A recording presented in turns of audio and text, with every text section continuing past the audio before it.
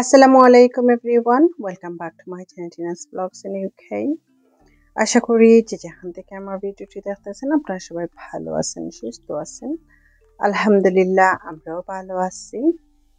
কেরালা খানা পছন্দ, ঔষধি গুণে ভরপুর।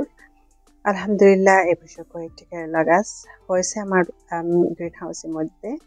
তো এগুলোকে আমি আজ বাহিরে দিয়ে দেব। তো আজকে হচ্ছে গিয়ে মে মাসের 30 তারিখ।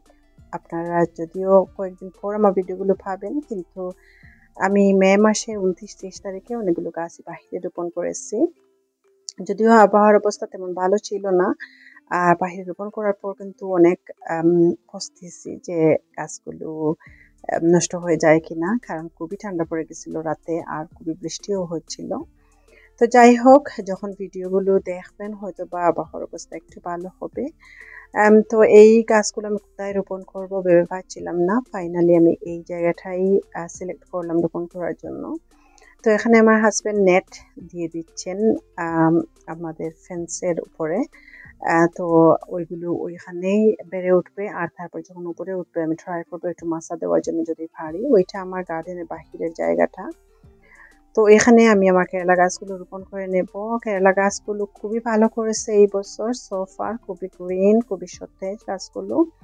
তো এখানে আমি কিছু ফার্টিলাইজার দিয়ে দেব। বেডিংটা অলরেডি আগে রেডি করা ছিল, তো অল্প পরিমাণ ফার্টিলাইজার টাচ দিয়ে তারপর আমি কিছু নতুন কম্পোস্ট দিয়ে রোপণ করে নেব।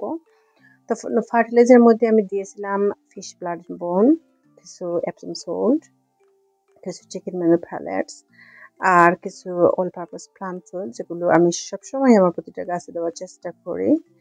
এতে করে খুবই ভালো উপকার পাই বলেই দেওয়ার চেষ্টা করি। আপনাদের কাছে যা কিছুই হাতের নাগালে পাবেন আপনারা দিয়ে দিতে পারেন, অথবা ঘরের ভিতরে যে আমরা ছায়ের পাতা, এগশেলস, ওইগুলোও খুবই উপকারে আসে। বানানা স্কিন, ওইগুলো যদি ড্রাই করে পাউডার করে নিতে পারেন। অনিয়ন লিভস, ওইগুলোও খুবই কাজে আসে। তো ওইগুলো আপনারা বিভিন্ন সময়ও দিতে পারেন, অথবা পানির মধ্যে দিয়ে লিকুইড ফার্টিলাইজার বানিয়ে দিতে পারেন।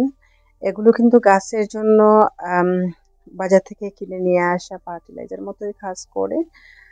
তো এখানে দেখতে পাচ্ছেন আমি কাপের মধ্যে রেখেছিলাম আমার প্রতিটা গাছ। শিকড়গুলো বেড়ে কিন্তু কালারটা চেঞ্জ হয়ে যাচ্ছে। তো যখন শিকড়গুলো সাদা শিকড়গুলো থাকে তখন বুঝতে পারবেন যে আসলে কন্টেনারের মধ্যে আরো কিছুদিন থাকলেও প্রবলেম না, কিন্তু কালারটা যখন চেঞ্জ হয়ে ইয়েলোইশ হয়ে যায় তখন এই বুঝবেন যে আসলে আর সময় নেই। ওগুলোকে আইদার বড় পটে দিতে হবে, অথবা যেখানে রোপণ করবেন ওইখানে। তো আমি আর বড় পটে রোপণ করার ঝামেলাতে যাইনি, যদিও ট্রাই করলে পারতাম আরো কিছুদিন গ্রিন হাউসের মধ্যে রাখতে। আসলে গ্রিন হাউসের মধ্যে গাছগুলো গাদাগাদি হয়ে গাছে পোকা ধরে যাচ্ছে, তারপর গাছের নিচের পাতাগুলো নষ্ট হয়ে যাচ্ছে, কারণ এখানে কিন্তু গাছের মধ্যে কিছু পোকা হয়ে যায় যেগুলো অনেক সময় চোখেই দেখা যায় না। আর ওইগুলো যদি গাছ গাদাগাদি থাকে তখন কিন্তু একটা থেকে আটটাতে খুবই দ্রুত ছড়িয়ে পড়ে, আর সেটা প্রিভেন্ট করার জন্যই আমি দ্রুত গাছগুলোকে রোপণ করে দিচ্ছি বাহিরে। তো গাছের যেখানে বেডিং আমি করেছিলাম ওখানে কিছু গ্রাস উঠে গেছে। গ্রাসগুলো কিন্তু খুবই দ্রুত উঠতে পারে। তবে মাটি জোরে করে ওগুলোকে উপসে তুলে তারপর কিছু ফার্টিলাইজার দিয়ে গাছগুলোকে রোপণ করে নিচ্ছি। দোয়া করবেন কেরালা গাছের জন্য। কেরালা গাছগুলো কিন্তু ইংল্যান্ডের মাটিতে খুবই সেন্সিটিভ থাকে, অনেক সময় হতে পারে না। লাস্ট ইয়ার আমি খুবই ট্রাই করেছিলাম, একেবারেই লাস্টে আমার একটা গাছ খুবই ভালো করেছে, নতুবা আমার প্রতিটা গাছই নষ্ট হয়ে গেছিল। আসলে এইটা খুবই ওয়েদারের উপর নির্ভর করে। যখন গাছগুলোকে বাহিরে রোপণ করি তখন কিন্তু গাছগুলো ঠান্ডা পেলে গাছগুলো নষ্ট হয়ে যায়, আর ওইগুলো এবছর একই অবস্থা হয়েছে। গাছের যখন রোপণ করেছি পুরোটাই ঠান্ডা পড়ে গেছে, আসলে ওটা অকল্পনীয় ছিল যে এত ঠান্ডা পড়বে। তো যাই হোক, গাছগুলো এখন আলহামদুলিল্লাহ ভালো আছে, দেখা যাক কি হয়।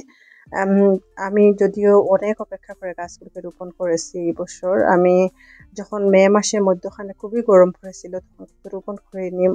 প্রতিদিনই মনে হচ্ছিল আজ রোপণ করে নেব, কিন্তু করিনি, কারণ লাস্ট ইয়ারের লেসনগুলো আমাকে মনে করিয়ে দিয়েছিল যে আসলে সুন্দর দিন দেখে যদি রোপণ করে দিই হয়তো পস্তাতে হবে।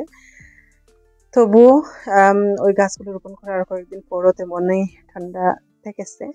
তো এই গাছগুলোর মাথার মধ্যে ডগার মধ্যে দেখা যাচ্ছে কিছু ছোট ছোট পোকা হয়ে গেছে, তো ওইগুলোকেও আমি ট্রিটমেন্ট করতে হবে। তো এই গাছগুলো যদি এই পোকাগুলো নিয়ে গ্রিন হাউসে থাকতো তাহলে হয়তো বা অন্যান্য গাছের মধ্যেও ছড়িয়ে পড়তো। তো এই জিনিসগুলো ভালো না। তো এই তো আমি রোপণ করে নিলাম। তো এখন আমি একটু পানি দিয়ে দিচ্ছি গাছের শিকড়ের মধ্যে। যে কোনো গাছ প্লান্টিং এর পরে একটু পানি দিয়ে দেওয়া ভালো। তো কথা বলতে বলতে ভিডিও শেষ পর্যায়ে চলে আসছি। আশা করি আমার আজকের ভিডিওটি আপনাদের একটু হলেও ভালো লাগবে। Thank you for watching. কথা হবে অন্য কোনো ভিডিওতে। আল্লাহ হাফিজ।